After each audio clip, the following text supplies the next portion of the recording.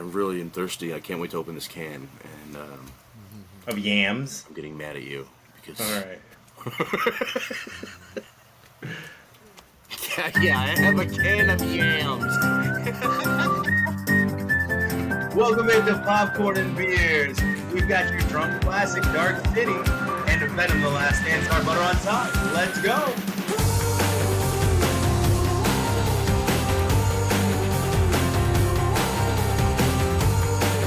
Welcome back to everyone in your family's favorite movie review show. So tune in or you'll get left behind. That's right, this is Popcorn and Beers, where some use tomatoes and others use thumbs. We use the stuff that gets you drunk. All right, what do you got there, buddy? I got a pineapple bubbly.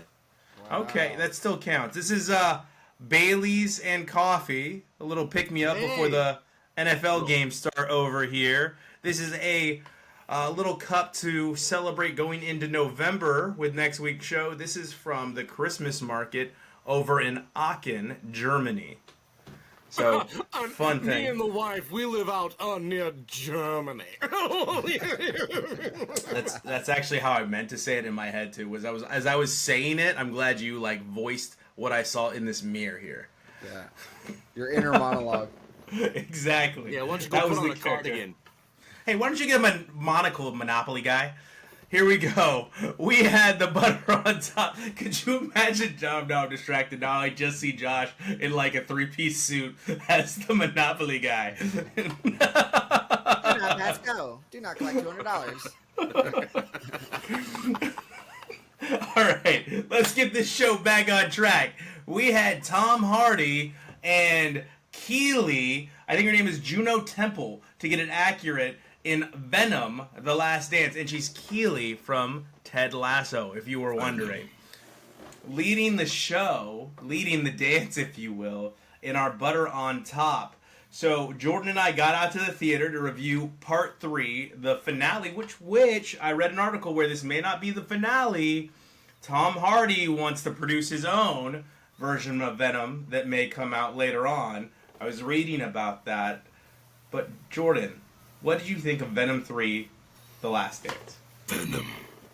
It was good. They tried to, bring in all the feels and all the symbiotes along with it. You get a lot of symbiotes in this movie. They don't really all get their shine. If you're not heavy into the comics and the deep lore and stuff, you're just like, okay, that's cool. You know, I Googled later on, okay, who are these symbiotes? What's their names and stuff? And they all got cool names, of course, and Venom and Thrasher and Smasher and Dasher and Prancer Juicer. and Donner and Vixen, yeah. We had the twins. Yeah. Creamer. Exactly. There is not enough That's for your Null. Null? Null. Yeah, Null. see, that was my big question. See, Null he's one of the biggest villains to come out in the last 10 years or so, and I heard that he was going to be underutilized. Tell me. Right. No, he was definitely underutilized. Yeah. But they build him up to be this Thanos-like character who is coming. He is coming. But it's we're all very aware that Sony is not in a position to build up this kind of actual Disney Marvel sort of universe. Mm-hmm. What is there's nothing to come of this. What are they going to bring in? Craven and Morbius you might to be fight Null? Wrong. Because we have crossover powers now. I'm done doing that with my hands. We have crossover powers now with Sony and Disney because the big purchase, and we've seen it already with Spider-Man. And I don't know, Josh filled me in on this. I wasn't even thinking about it. But Sentinel is coming out in the new Thunderbolts. We're about to see that. And there's a storyline in the Null comic books in the Dark Void where the last hope that humans have to fight Null as he's thrashing all the Avengers is Sentinel. And Sentinel goes to fight him, and in the comic, he rips Sentinel in half. Ooh. Oh, nice. Yeah, so maybe we might have something. I might have a little something. I can't wait to see Robert Downey Jr. as Sentinel get ripped in half. With the CGI face, the AI face. Yeah. So my question is why leave it so open ended? But hey, it makes money, and if Tom Hardy loves it and this is his passion It's like project, I don't know. It's like you're at a deli and they give you a little sample, and this is like most of Sony's movies. Like if you look back, they get this wild wacky movie. Say, hey, try a little gabagool. Just take some. You want it? Come on back for some more. We got this open. It's right here. So I like that your accent slipped in and out there. You went like from Godfather to Little Nicky Italian. But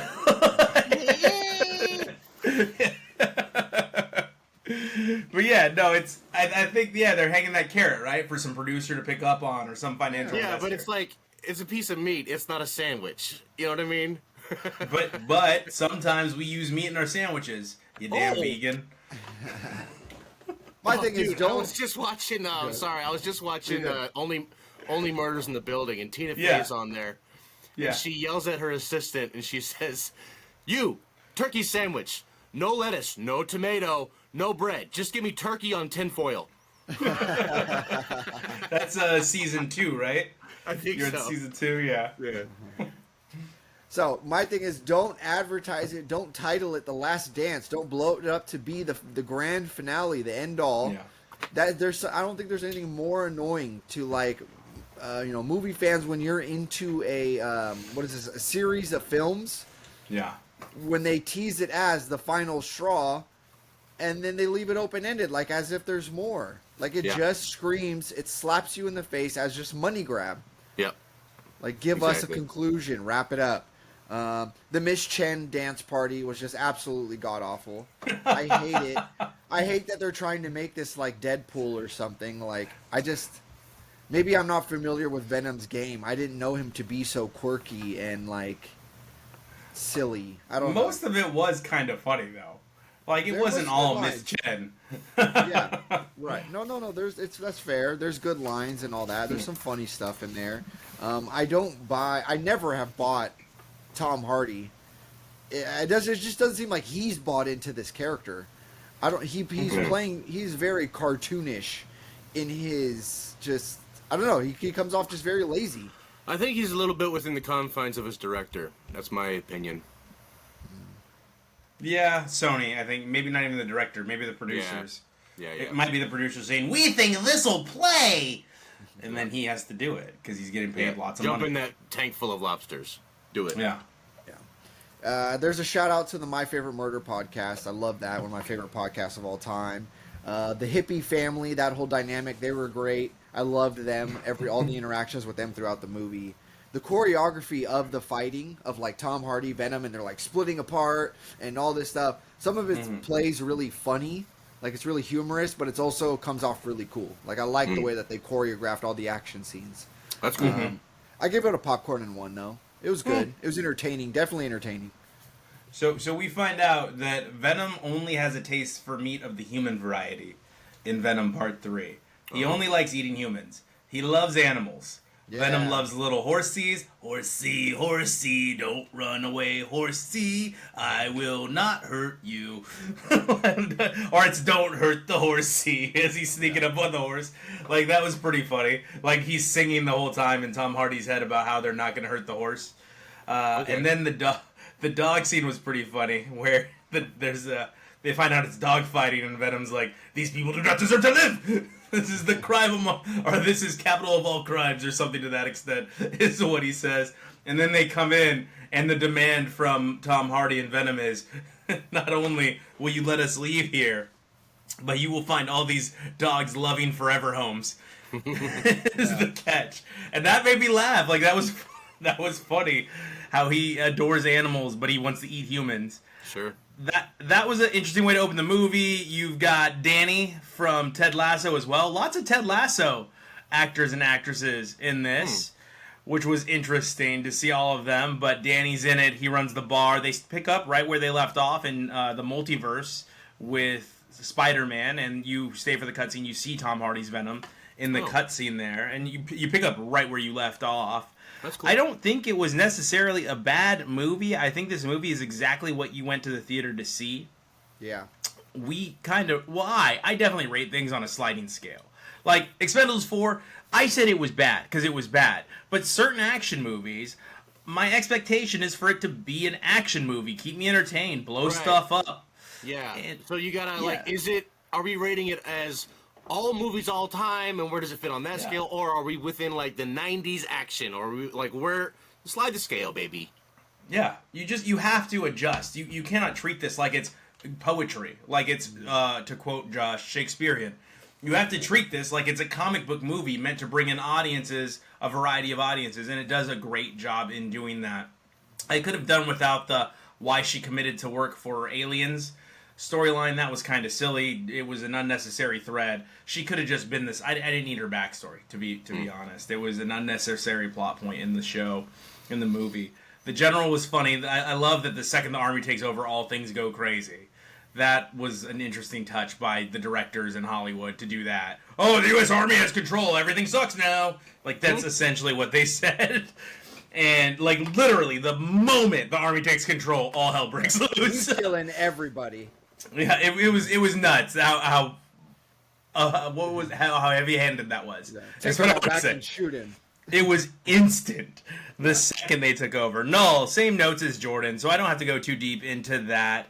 The CGI was good, to be honest. Even in the dance scene with Mrs. Chen, the CGI was good. Like, Venom looked good. The shoe theme that ran throughout the show was funny. Like, how he can never get shoes, how he keeps breaking his shoes, or every time he gets a fresh pair of shoes, he loses the fresh pair of shoes. That was pretty funny. The undying aliens were pretty interesting. Overall, I agree with Jordan. It's a popcorn and one, but go take it for what it is. It's gonna tug at your heartstrings at the end. It will, I promise. Yeah. Also, not to mention, I saw it in 3D, and every time I watch 3D, I'm like, this adds really nothing to the movie other than it messes up the kind of the color of it. Like, everything looks kind of dark and just not as good. Yeah, that's true. So everything looks kind of dark and just not as good. Where else does that come into the drunk classic? Oh, yeah. Josh, you got to choose our drunk classic this week, and you chose Dark City. Why did you do this? Why did you do this? Dark City is it's right on the outskirts of the cult classics arena. Right on the outskirts. Some people would disagree. Like, I think you're right. There's a pocket community, but it's not a huge pocket community that loves this movie. It's Clockwork Orange. I just thought, like, I remember it being spooky, and I remember it being sort of like The Crow, and it's Halloweenies, and I thought I'd throw it in there. It's creepy, weird. But man, oh man, what a weird movie, dude. But, okay, so...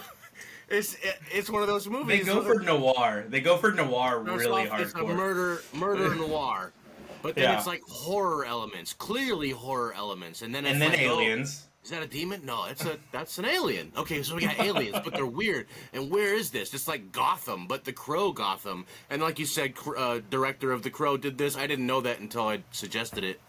That's great. That's great. But it's right on. It's great. Right on. You got Kiefer Sutherland doing this weird affectation with his... Like, okay, dude, you're an actor, we get it. Like, in my notes, it's funny you said that, because in my notes it says, why is Kiefer Sutherland always out of breath? That's what I wrote down. He's got knee problems. And I guess they said at the end, like, he had to mutilate himself for whatever, but anyway. For their pleasure. On the list of movies that only could have existed in that time frame, could never be remade. Never could they do this again. And why would you want to? It has really cool things. It's always nice to see Jennifer Connelly. She's just lovely, and I love how they just put her in a beautiful dress and made her sing. Zowie. They just put her in a lovely dress and made her sing. Nothing to do with the plot. She doesn't age ever either. Yeah. Like, Jennifer Connelly looks like Jennifer Connelly still. Yeah. Yeah. And there's weird sci-fi. Yeah, it becomes a sci-fi movie at the end. And it's got a really ham-fisted psychological element that they're trying to, like, teach lesson to you.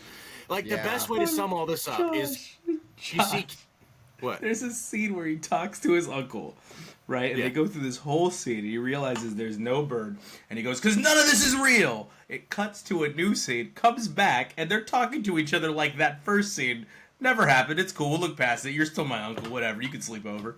Like, that whole sequence happens. Like they're not going to explore down that path. Like that he's like, none of this ever happened. It's cool. You can still be my uncle though. Like whatever. I'll stay the night at your house. It's so weird. I like the things they were doing. Like the idea, it was a cool concept, sort of. Like the whole, like, people go to sleep, you're in this snow globe land, blah, blah, blah. I think it's been done since, but that version of it was kind of just interesting, implanting memories, blah, blah, blah. But all this can be summed up with Kiefer Sutherland. When you first see him in the lab, his lab, which looks like it's Halloween Town, he's got the rat Making maze. Christmas, la la la. He's got the rat maze in the middle, and she's like, "What's this?" And he's like, "Oh, it's just a rather crude experiment."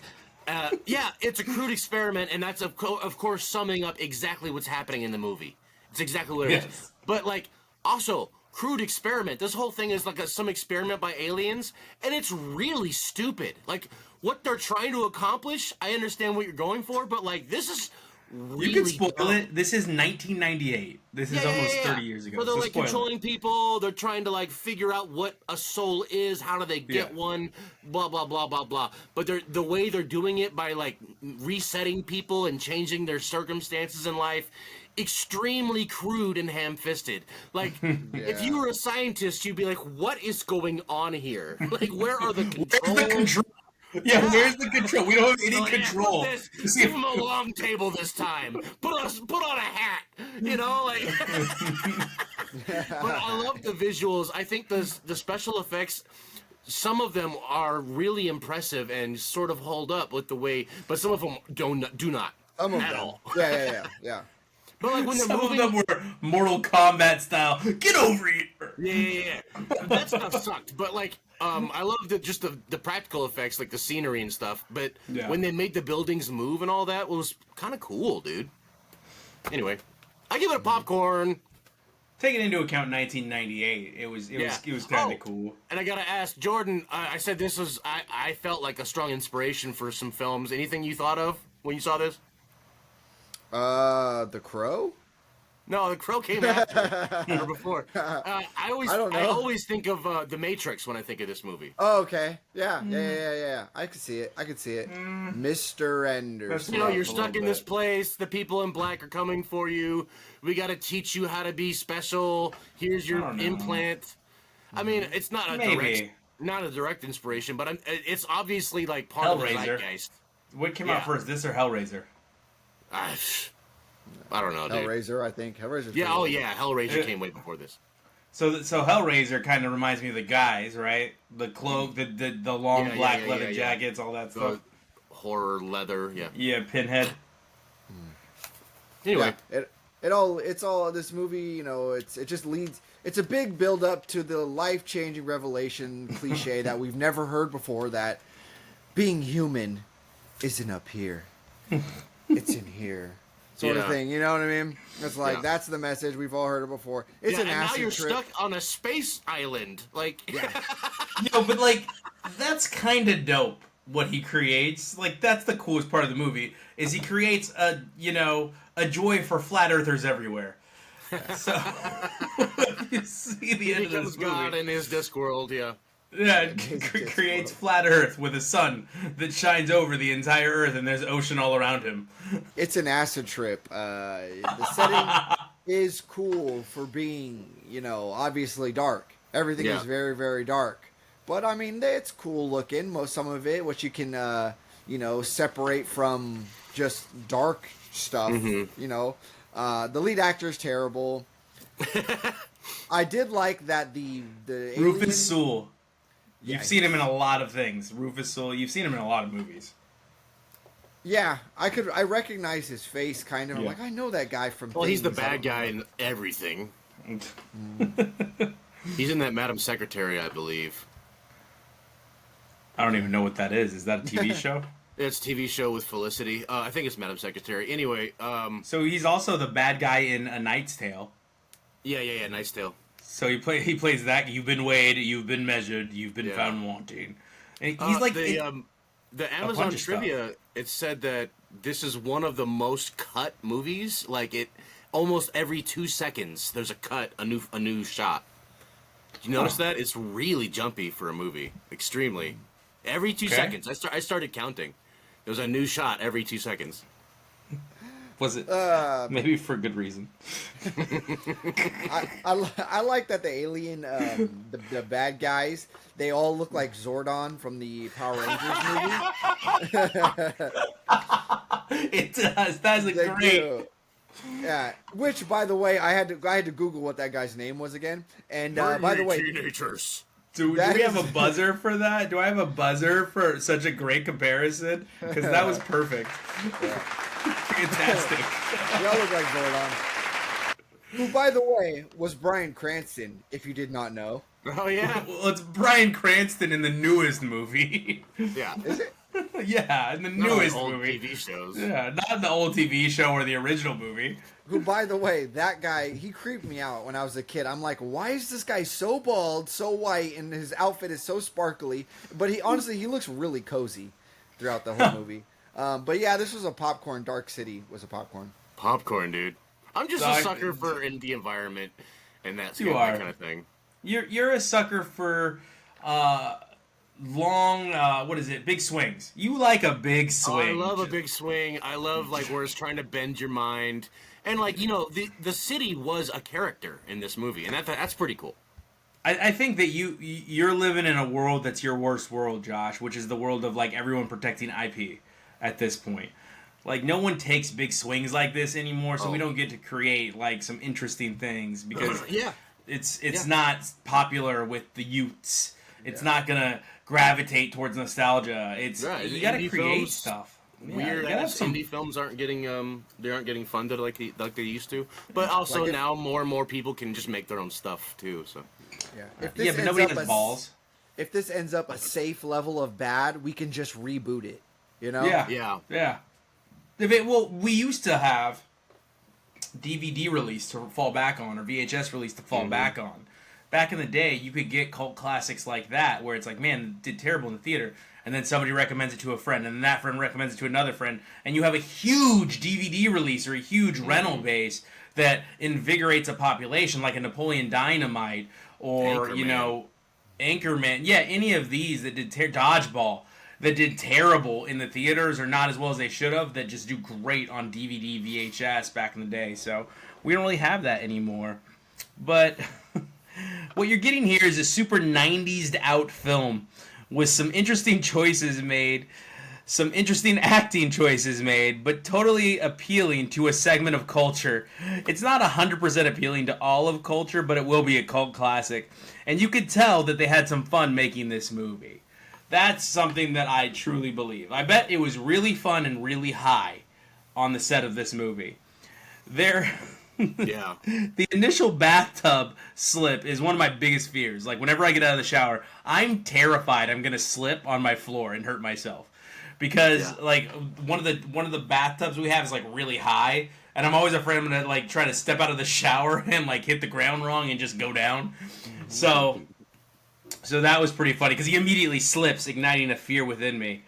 Kiefer Sutherland, they don't like water too much, so I like to hang out in this spa.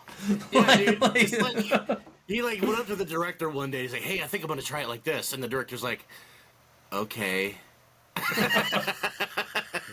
He's got an Igor thing going on. Yeah. And is it just me, or does sometimes he have the eye scar, and in other scenes he doesn't have the eye scar? Because I felt thrown off. I was like, I feel like he hasn't had that eye scar in every single scene I've seen.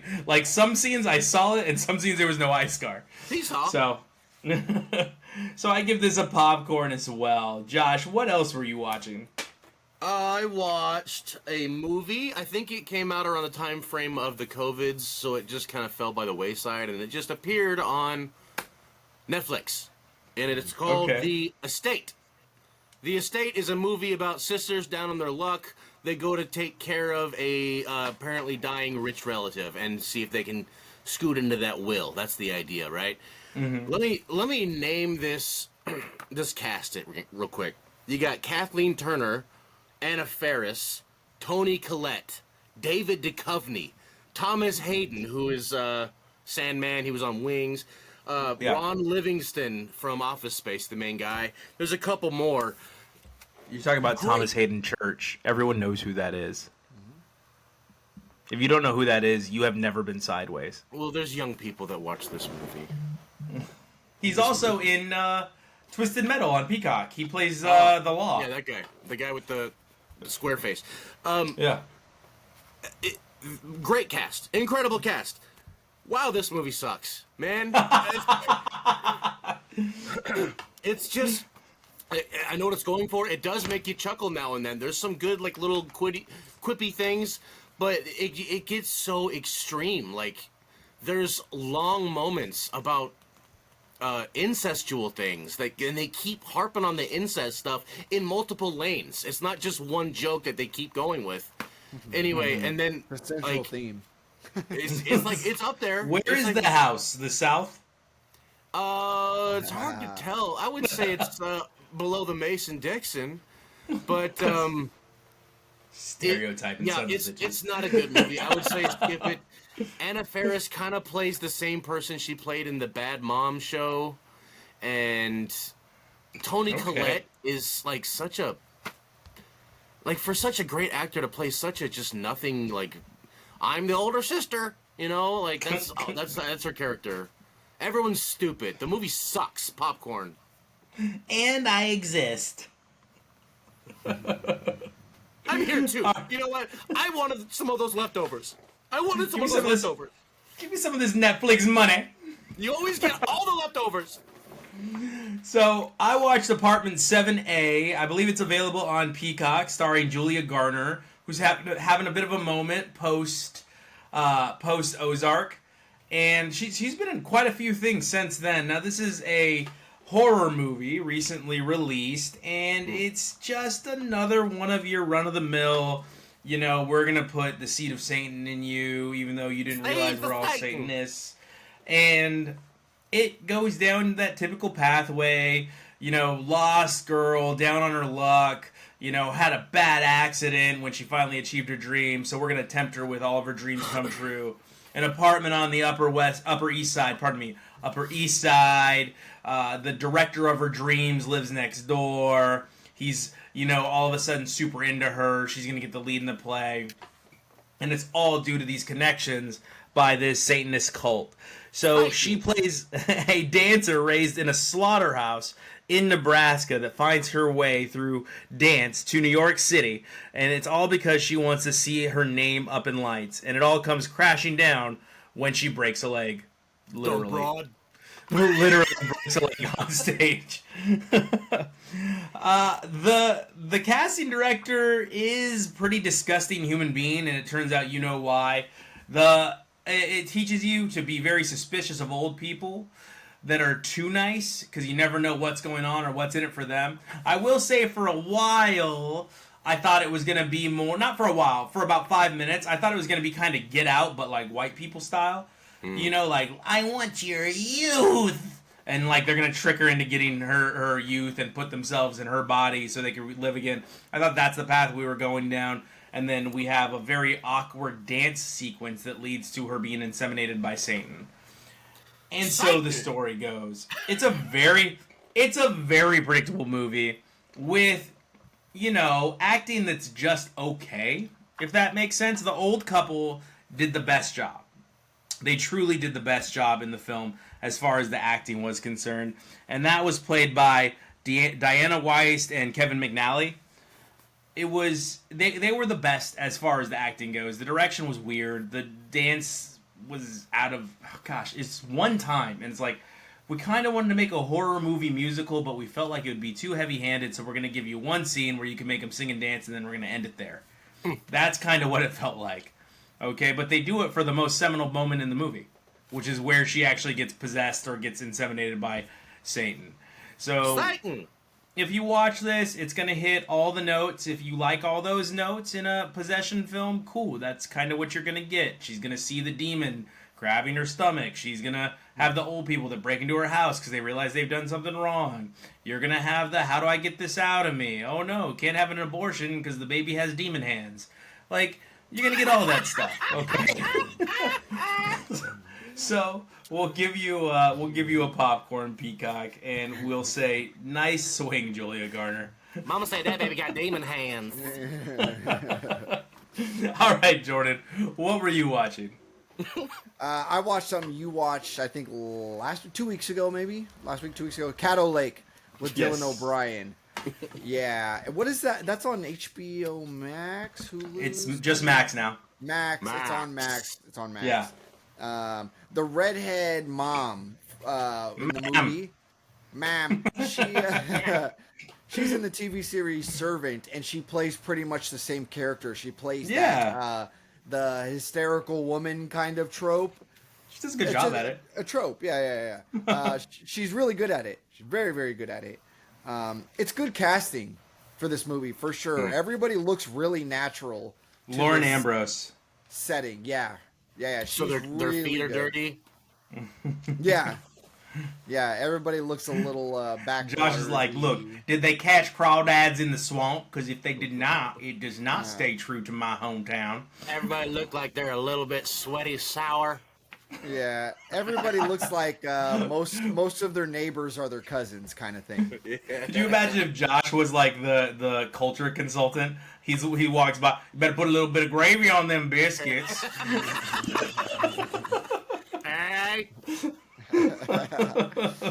It's a very eerie setting. I like the whole, the lake thing. How they like zoom out and they show it. It's like, ooh, that's a good setting for anything creepy going on. Honestly, Creepy, dude. That's creepy. Yeah. It's a slow, very, very slow burn up to a unexpected sci-fi twist that is confusing as hell for like most of the movie. For like a good portion of the movie, we're just like, what is happening here? They're throwing a lot of action, a lot of jumping around. I don't know if I want to like spoil it quite yet, because this is something I think you should experience, right? I gave this a popcorn and 1. I think this is something you have to watch and kind of decide, like, you're gonna hate this, which I kind of did for most of the movie, or you're gonna be like me in the end. I was like, well, that was like a ride. Like it took a lot of thinking. I actually had to pause the movie like once or twice and be like, and think this through out loud. What is happening here? You have to pay attention. You really, really have to pay attention to this movie. It's good. Okay. I liked it, but it's a popcorn and 1. So I would say we're a little low, Jordan, because I think I if Josh might correct me, I think it was a popcorn and 1 for me also. I think so. And according to our competitors, well, I wouldn't really call them competitors as they're far and away getting viewed more than us. But the people in which we compete with, IMDb has it about a 70%. Rotten Tomatoes has it about a 76% right now. So we're a little low. We got it at about a 50 on our rating scale for what it was. But yeah, I mean, the more I think about it, the more I'm like, it's an interesting story, but it's a victim of time. The time it came out, the multiverse has beat us over the head in so many different genres, so many different movies, and just go away for a little bit, Kate and Leopold. Stop bothering me, time traveler's wife. I don't want to jump through time anymore. It's okay. All right, so next up, I went ahead and I watched another newish movie that came out called it's actually brand new, isn't it? Don't Move. Sam Raimi produced horror movie starring some people you've seen before, but you may not know them by name, and it is about a serial killer who basically shoots his victims up with a drug that paralyzes them. So it's a paralyzing agent. And in this, he chooses a woman that he found hiking, which, great, thank you for fulfilling every young lady's worst fear while they're out hiking. Great job, guys. Great job, Sam Raimi. And that's how this one goes. Now, the lead is Kelsey, I can't pronounce her last name, so I'm going to say Asbel. and then Finn Whitrock, from American Horror Story. They pretty much carry the movie. Now, you do get a little bit of an older gentleman played by Morway Treadwell, and his character was great, and I wanted more of his character. His character added some juice to the movie, and he goes out in such a terrible way that was so unfair to the job he did as this character, which was essentially the savior character that never quite got the saving right. We've all seen this character before. The savior that just a touch off in the saving of somebody. And we have to have that character so that the story can progress on. Two sad story strangers meet in the woods. One that has an intense end. All the other things to take from this are really, okay, this guy's just a serial killer who prefers to kill women. They make that very obvious in scenes to come. He does not kill anyone but women. That is his target. That's who he goes after. At the end of the day, this becomes your typical serial killer thriller where a cavalcade of heirs occurs, leading to a movie. Not necessarily poorly acted, however incredibly predictable. This dude said cavalcade. At the end, you're left thinking, well, that was a movie. That's what you get at the end of this. So we give it one popcorn and maybe a half of a beer you'll be able to get through, because the acting wasn't terrible. I will say that. The acting was decent throughout the film. It's really just Sam Raimi taking his best M. Night Shyamalan swings at things. Shamalama ding dong. Speaking of Shyamalan, Caddo Lake was, of course, a Shyamalan movie, which I didn't know until the credit at the end. Yeah, that's the twist. I was like, this is very obviously a M. Night Shyamalan movie. That boy's come a long way, huh? Yeah.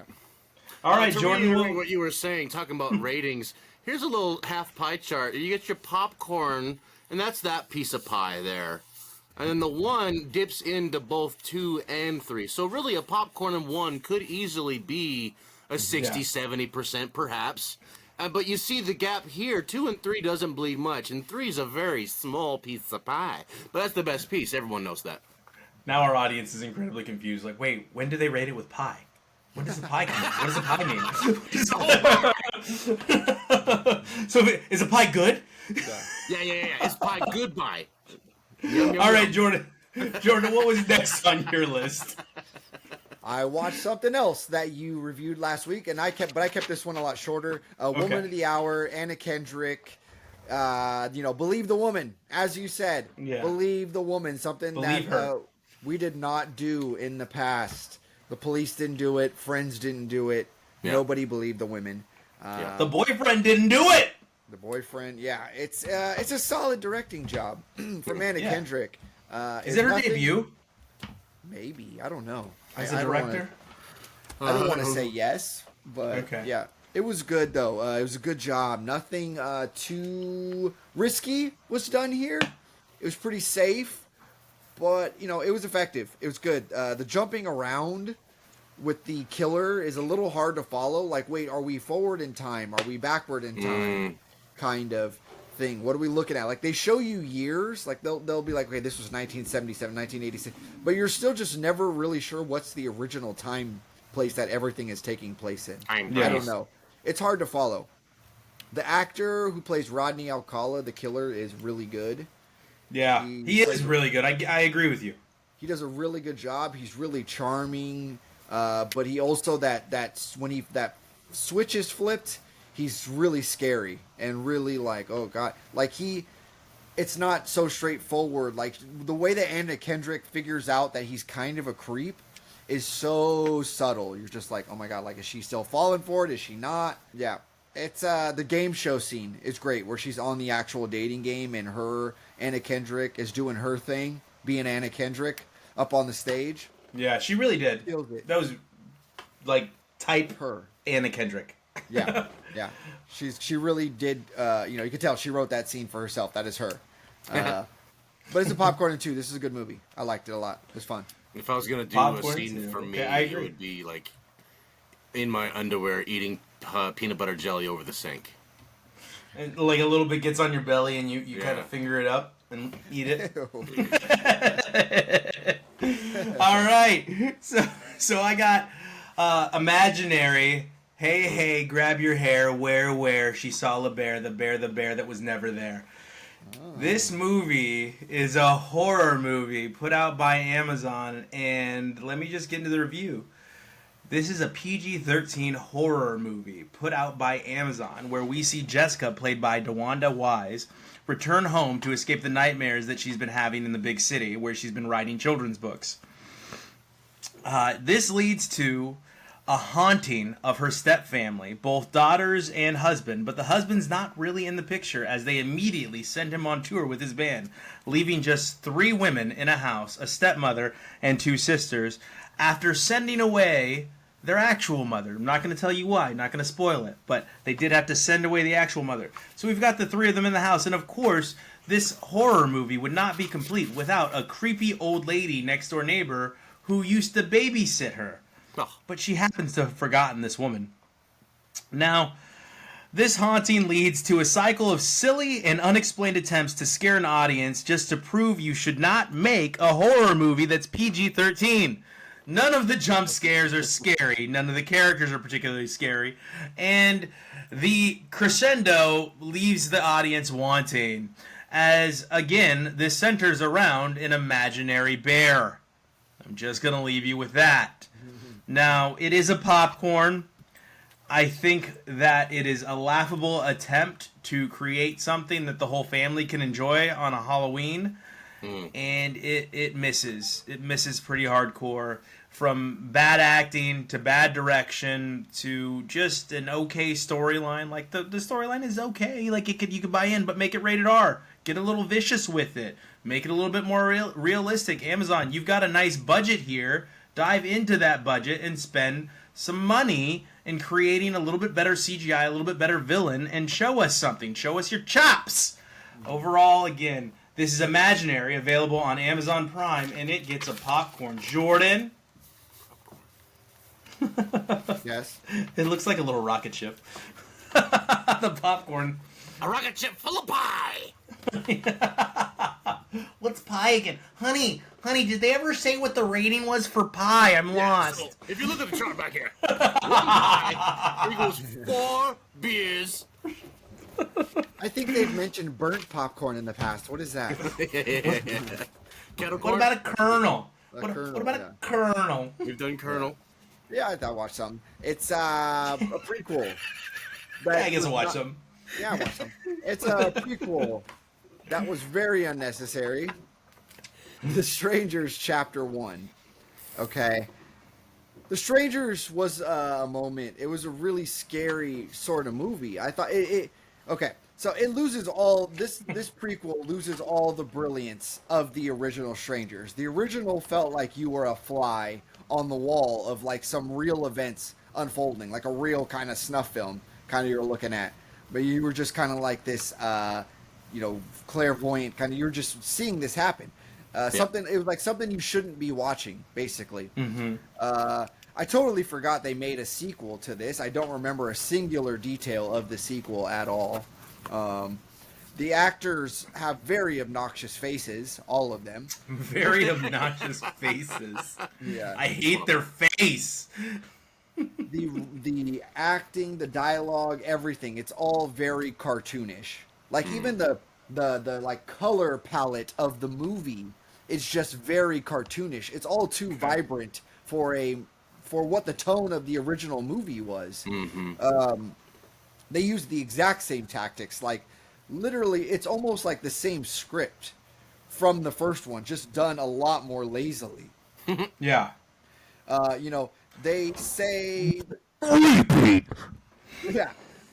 There's a line in there, the guy, the main guy, his big line, dramatic line in the movie is, they say the first kill is the hardest. You're my second. And it's like, you mean the innocent guy that you just shot in the face 15 minutes ago and you broke down crying like a little, It's like, yeah, all right. Like nerd is what Jordan was going to say there. Like a little nerd. Yeah. You never killed anyone before, you nerd. Stop it. You stop it right now.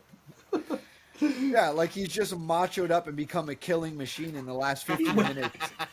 Wait, he shot him 15 times? Did his pistol have a banana clip? How many shots did he get in the pistol? 15? Just. No. He shot him 15 minutes ago. Not even 15 times. Yeah. A shot a minute. It's a popcorn. It's popcorn. Okay. Should they watch it for Halloween? No. It's no. Very bad. Don't watch it. Okay. All right. So, Josh, what was your film? I watched something very cool. It was on Dropout TV. We've mentioned it before. It used to be College Humor. Now it's a paid subscription service, and it's better than it ever was. Very good thing. Check it out. Anyway, this was called Dropout Presents Chris Grace as Scarlett Johansson. So, Chris Grace is a little 40-year-old kind of pudgy Chinese man, and he's doing a one-man show, basically, about Scarlett Johansson. So it starts off simple. He's like, hey, this is my show. I'm about to do it. You guys ready? Okay, when I come back, I'll be Scarlett Johansson. And then they do it. He puts on a really terrible blonde wig, and that's it. And he's like, hey, I'm Scarlett Johansson. And he talks about growing up here, I did this, I was in this movie, and then I became Black Widow. Rips off his clothes, and he's in the Black Widow getup. Does he do Home Alone 3? He talks about her whole thing, actually, and then it's pretty cool. But he makes some little jokes and blah blah blah blah. But then at some point, Scarlett Johansson decides that she discovered this little Chinese comedian guy, and she wanted to do a show about him. So this is her show. So the show starts over, and it's him in his blonde wig, and then he puts on a black wig on top of that, and so it's Chris Grace as Scarlett Johansson as Chris Grace, and so she's doing a show talking about being Chinese through her scope, and this gets referenced over and over to her what's that movie where she played the Japanese character, sort of Ghost in the Shell. Yeah. So it's a lot about Ghost in the Shell. He's playing on that, but then it does it again. So it's Chris Grace as Scarlett Johansson as Chris Grace as Scarlett Johansson. And that happens 7 times, and there's an existential psychotic break thing at the very end. It's kind of cool. It kind of gets a little heartfelt, and in the end, the whole thing is about making your mom proud. Like, it's a really interesting, very funny, clever as hell, weird show, one-man show. It's like, I would pay to see it. I wouldn't be mad if I left the theater and I saw that weird thing. It was weird, but very funny, very poignant remarks about, like, cancel culture and who can play what role. And he talks about the time he was in blackface. He didn't think about it. He thought about what the damage he's done doing that when he was a kid. He dressed up in blackface, and, it's a horrible thing. And like, he talks about so many cool things. Being Asian and invisible, that whole mentality. There's so much. It's really cool. Really cool. Popcorn and 1. I wanted to make a joke. Runtime on that? I'd say it's roughly an hour. Okay. Jordan's going to watch it. That's what that means. I'm definitely going to watch it. Code for it. I'm going to watch it. I strongly suggest it. It was Jordan just did. How much of my life am I about to invest in this? Yeah. That's what that was. It's pretty cool. I mean, I really think that you'd enjoy it, and like, there's a little tiny bit of inside things from the Dropout world, but it's like a few seconds, so it's no big deal. I was squeezing it into my iPhone calendar. Chris Grace as Scarlett Johansson, Dropout TV. Jordan, what was next on your list? Wait. What was it, Josh? Rating. Popcorn 1. Yeah. The last thing I watched was Hold Your Breath, an Hulu original movie starring Sarah Paulson from American Horror Story and a lot of other things. Sarah Paulson is an accomplished actress. She's very the best, dude. She's very good. Yeah, and she's also great. Cousin from the Bear, Ebon Mott's Baccarat. He's the new thing, he's the new thing. He's gonna be thing. He has a very small part of this movie. He kind of plays sort of, I don't want to, he kind of plays like the main antagonist of the movie, but is he really? Is kind of, question mark sort of thing. But he acts his butt off. When he is in scenes, he is like going for it. Okay. It basically, what if the Dust Bowl was a horror plot? Right, it's kind of this Courage the Cowardly Dog. That's cool. House in the middle of the Dust Bowl, nowhere. Yeah, Dust Bowl, Oklahoma, baby. the sand dust storms play a major, like, it's also sort of like this entity, this like protagonist in the film. It's like we'll never mention a state in the South where Josh hasn't lived. I've been there. I've been to all of them. So, as you can imagine, a central element of this movie being dust, it's a slow burn. It's a psychological thriller, sort of like, is she crazy and paranoid? Is there Maybe it's this... Maybelline. Yeah. Maybelline. Is it, is there this supernatural element actually happening? But when it does sort of start to unwind at the end, it does get tense. And some of the camera work is really, really cool. There's beautiful scenery, despite it taking place in the middle of nowhere, Dust Bowl. There's not a lot to look at, but they do make it look cool somehow. Okay. There's That's a super bad reference joke in there. Not like they made it, but like it's very obvious. When you see it, you're like, ha! Super bad. Little DiCaprio meme. You just point to the TV.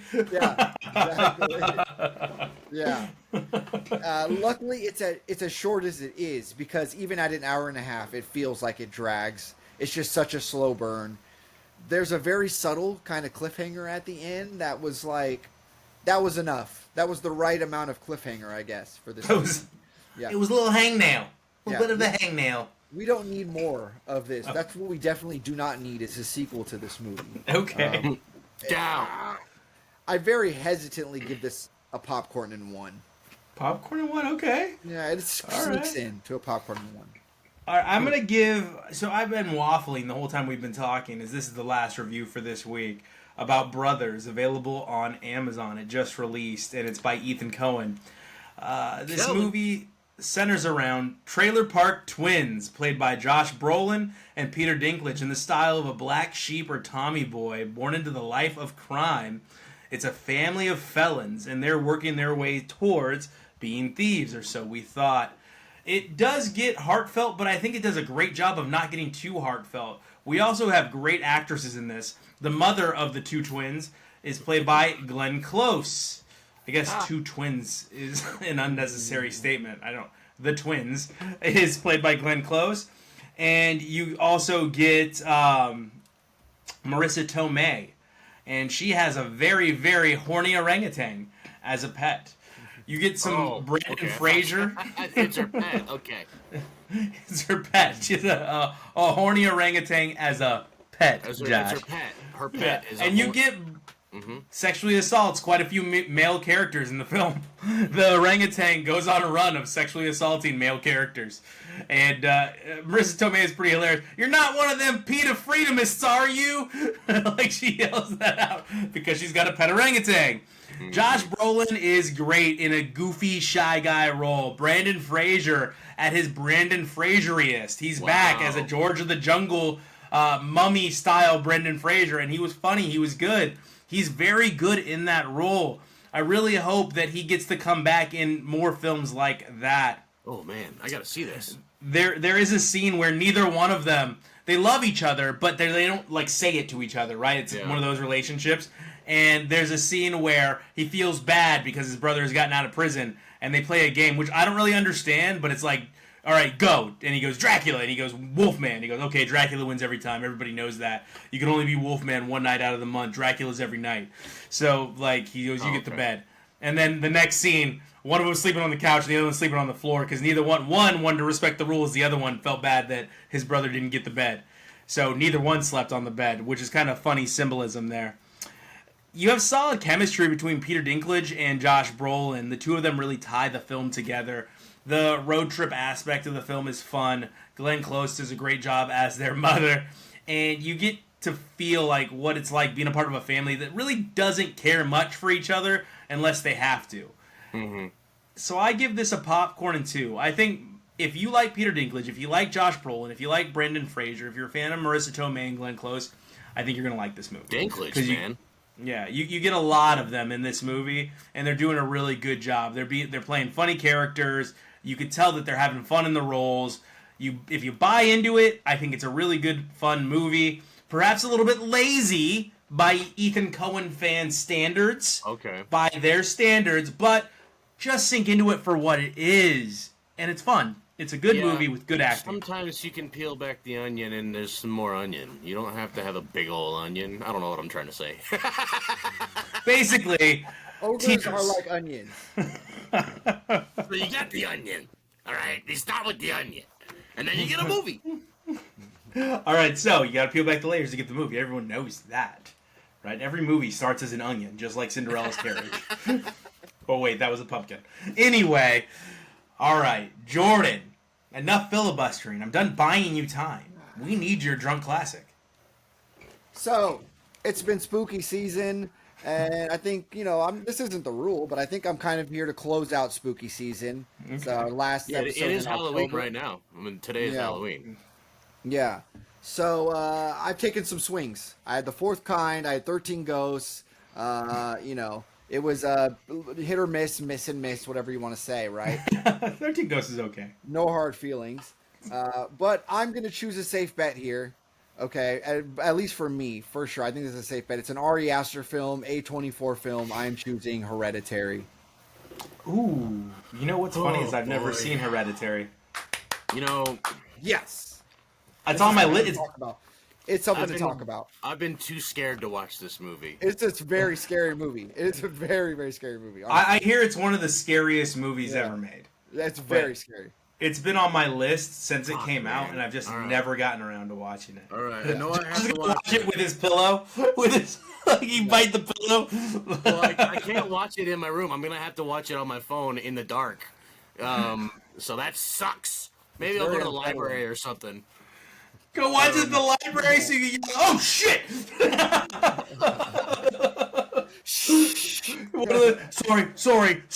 Sorry. Yeah. Oh man, go watch it at the post office. Yeah. All right. Perfect. And Jordan, what is our butter on top this week? I think we're gonna go streaming because it's a little bit of a lull at the stream. Okay. Stream. We're a little bit of a lull. So we have a movie called The Blitz. All right, The Blitz. Apple TV Plus. The Blitz. Yeah. All right, everybody, get excited! If you have Apple TV Plus, The Blitz will be free for you this week. And I might just have a little secret butter on top on the side for everyone coming up. A little earlier review for all of our North American viewers. But we'll reveal that on next week's episode. As always, thank you so much for joining us. We'll see you at the movies. You get the popcorn. We got the beer.